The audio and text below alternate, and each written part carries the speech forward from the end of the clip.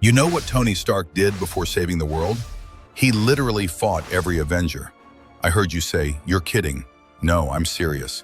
He tore Thor apart in the forest, destroyed the airport with Captain America, leveled the city with Hulk, scared Spider-Man in his house. Peak chaos energy. I guess this is his style of saying, "Let's be friends." Today I'm going to tell you about the most epic first encounters in Marvel history. Are you ready? Chapter 1. Thor, Forest Battler. Remember the Avengers? Loki had been captured. For some reason, I love this villain. It's like he's kind of right. What do you think? Please write it down. Tony, Captain America, and a captive in a Quinjet. Everything seems under control. Then what's this? The sky opens up, lightning strikes, and here he comes. Thor literally rips off the Quinjet's door, takes his brother and flies away. Tony's left on the ground, ego bruised, prisoner stolen. "Nobody steals my stuff," he says. Cap tries to stop him. "He's a god, Stark." "Tony, I don't care if he's Zeus.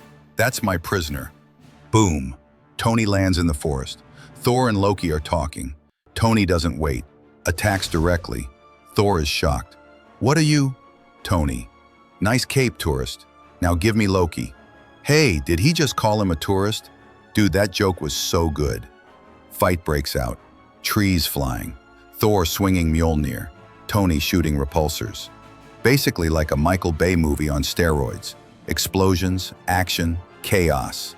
And then Thor accidentally does Tony a huge favor. What does he do? Hits Tony's chest with Mjolnir.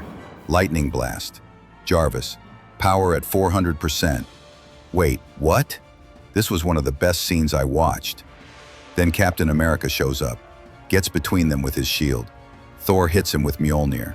The shockwave is so powerful the entire forest shakes. And all three realize at that moment, we're all crazy powerful. Maybe we should work together. That's how the first Avengers team was born.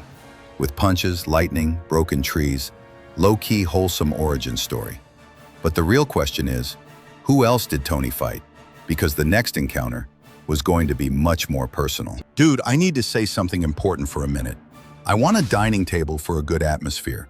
Can I also get a window seat? Let it rain too, and I'll get hot chocolate. Iron Man playing on TV. Ah, this is so nice. Dude, what I'm trying to say is this. I put so much effort into these videos. Honestly, I need the support of a Marvel fan like you. If you subscribe right now before you forget, like the video, and write your thoughts about my channel in the comments, I'll be very happy. I'll admit it, I love this place and you guys so much. Hey, my chocolate's gone, so let's continue with the video. Chapter 2. Captain America, from the Helicarrier to Civil War. Tony and Steve Rogers. Two leaders, two egos, two different worlds. Their first encounter in the Avengers, on the Helicarrier, and they literally hated each other. I guess that's how friendships start for Tony. Steve said this to Tony first. "Steve, you're not the guy to make the sacrifice play." Tony, "Everything special about you came out of a bottle." Two kids fighting in the schoolyard, but the superpowered version. Bruce Banner tries to intervene. "Guys, maybe we should..." Tony, "Shut up, Banner. This is between me and the Star-Spangled Man with a plan." Steve, "At least I have a plan." Tony, "At least I'm not wearing tights." Peak bickering energy. More holes than Swiss cheese, this argument. Chapter 3. Spider-Man. A genius in Queens. This is one of my favorite meetings. Please don't forget to write which one is your favorite meeting in the comments. During Civil War times, Tony Stark is a total emotional wreck. Teams disbanded, roadies crashed to the ground, Cap left without even saying, "See you." In short, Tony's life is like a Windows update. You think it's done, another one pops up. Right in the middle of this chaos, Friday shows him a video from Queens. In the video, a skinny kid is breaking the laws of physics, sticking to walls, stopping cars, making neighborhood thieves question their lives. Plus, he's doing all this in video quality recorded on an old phone. Tony watches the video thinking, "My team's disbanded. Cap ran away. This kid's doing superhero stuff with a city tour. Could work." Then he goes to that modest Queens apartment we all know.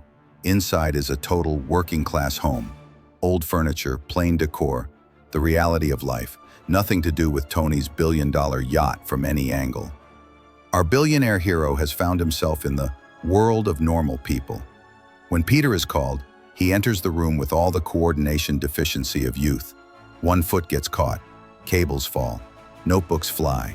A total, "Mom called guests over, I need to clean my room in 30 seconds" scene. Peter's room is literally chaos mixed with science. DIY web shooter parts, first versions of the costume, formulas drawn on paper. No need for the kid to say he's Spider-Man. His room is already screaming, "I'm a secret hero." After a quick tour of the room, Tony figures out the situation. Dude, because this guy is smart. This isn't just a talented kid, it's someone who's trying to do superhero work on his own, both genius and honest. Just the type Tony likes, and someone a bit like Tony's old self. Despite tons of inexperience, he decides to bring Peter on the mission. Because the airport battle is coming, and Tony is looking for a solution without bloodshed. Peter's energy fits right into the non-lethal category. Worst case scenario, he shoots webs or gets excited and says something silly, but doesn't kill anyone. Then Tony gives him the new suit. Peter's eyes immediately go into kid who went to an amusement park in his childhood mode. The room runs out of oxygen. Tony thinks to himself, okay, even I'm not used to this much excitement. When Peter steps onto the tarmac in the Germany scene, there's still some panic, some excitement, and lots of innocence. Tony watches him from afar, on one hand proud, on the other hand having a small panic. Did I really bring a kid to a war? But this flawed yet sincere moment becomes the beginning of the MCU's most beloved mentorship-son dynamic between the two. Chapter 4, Hulk. When Wanda Maximoff enters the scene in Age of Ultron, events literally transition at light speed from the going under control line to the completely evolved into chaos line. Wanda enters Bruce Banner's mind and pulls out the darkest fears he's buried inside. All of Bruce's calm, polite, "Let me have some more tea so I don't get angry" demeanor evaporates in seconds, and what emerges is Hulk. But not the Hulk who helps the Avengers we know. This version is uncontrolled, almost unconscious. Hulk moving not like a giant, but like a natural disaster. The streets of Johannesburg suddenly turn into a battlefield. Cars bend like two-handed squeezed soda cans. Building walls crumble like toy Lego pieces. As people flee screaming, police forces fire in panic. But shooting bullets at Hulk is like thinking rain will stop a storm. Completely ineffective. When Tony sees what's happening, he activates his plan, Veronica.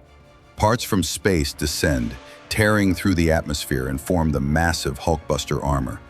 The armor is so big it's like Tony isn't putting himself in a tank, but in an excavator machine being assembled onto a building. But at that moment, he has one thought. If Bruce watches this later, he'll definitely be mad.